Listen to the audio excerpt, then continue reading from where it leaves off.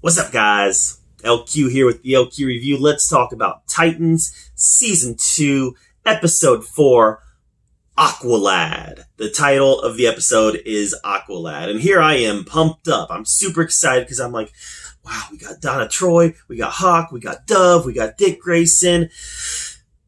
We're gonna get Aqualad in the Titans.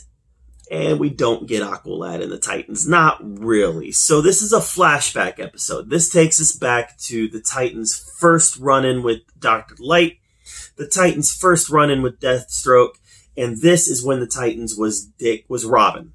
Not Dick Grayson, but Robin. This was when the Titans was Robin, and Wonder Girl, and Aqualad, and Hawk, and Dove. This is when the Titans was their original team. And we know what happens is that Deathstroke comes and breaks them up. We know that happens. This is that story. So let's talk about the frustrating piece. What happens to Jason Todd? I hate it when they do that. I hate it when they leave it on cliffhangers and we don't get the answer the next episode. If it's a cliffhanger, that's fine. I'm fine with cliffhangers. That's cool. Whatever. Give us something next episode. At least give us something to whet our appetite, something to continue that story along. Because now we're going to have to wait 2 weeks to carry that story along, and it might be more because this episode ended on a bit of a cliffhanger also. But this episode, the whole thing was a flashback.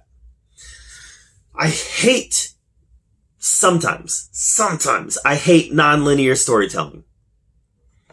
Because we had this big moment at the end of episode 3. And now nothing on it.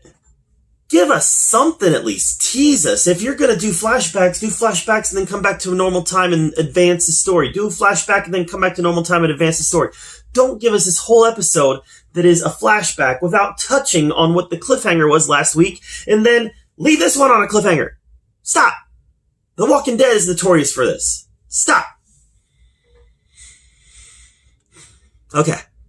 That being said, this was a really cool flashback episode. As much as that frustrates me that we got nothing on Jason Todd and nothing on present day Deathstroke, this was a cool episode.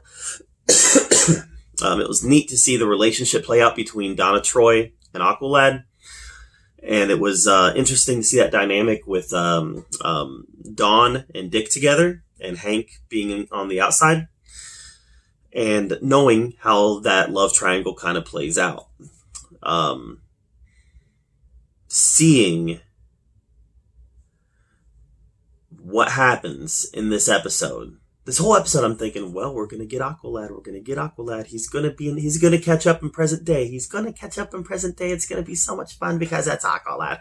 Well, it doesn't look like that's going to happen. And this whole episode, I was excited for this character, and it doesn't look like Aqualad's going to join us in the present day. All that being said, I liked his character and I liked his relationship with Donna.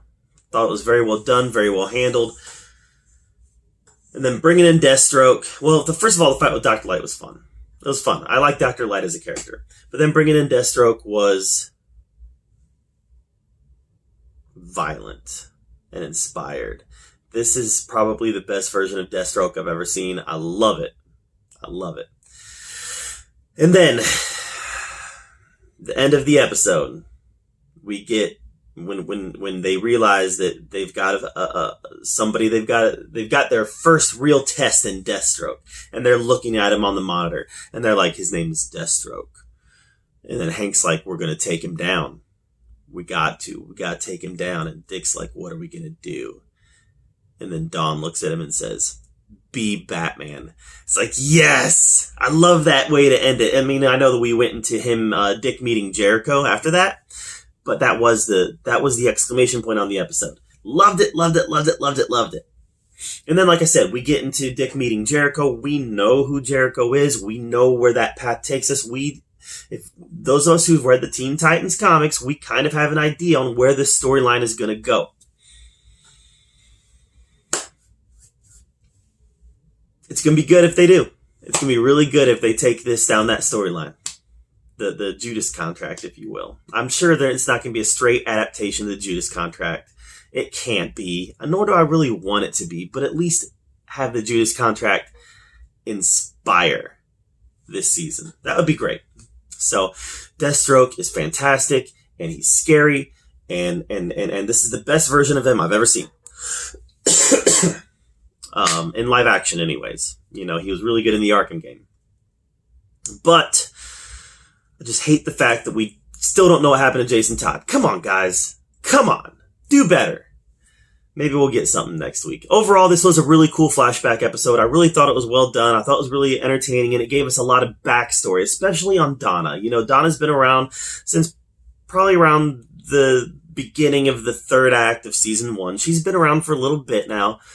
We really got some backstory on Donna, which I really appreciated. We've already had that backstory on Hank and Dawn, but we got a little bit of expansion on that as well. But I really appreciated the Donna backstory here. Donna Troy's a major character in DC Comics, and I don't think she's ever really been tackled in live action.